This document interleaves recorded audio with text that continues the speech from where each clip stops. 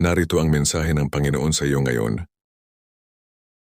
Anak, huwag kang manatili sa kawalan ng pag-asa, sapagkat ako ay Diyos ng bagong simula at muling pagbangon. Alam ko ang bigat na iyong nararamdaman, ang mga gabing puno ng pagluha at ang mga pagkakataong pakiramdam mo ay wala ng magandang mangyayari. Ngunit nais kong ipaalala sa iyo na hindi nagtatapos ang iyong kwento sa sakit at pagkatalo.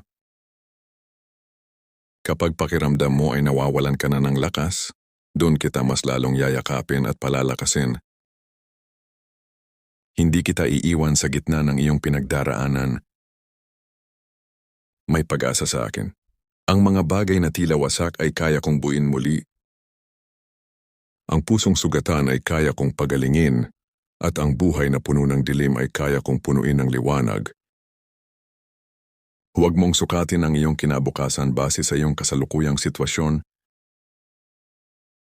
Ako ay kumikilos kahit hindi mo nakikita, at may mabuti akong plano para sa iyong buhay.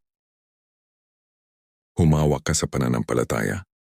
Habang kasama mo ako, hindi ka kailanman tunay na mawawala. Type Amen. Follow, like, comment at share.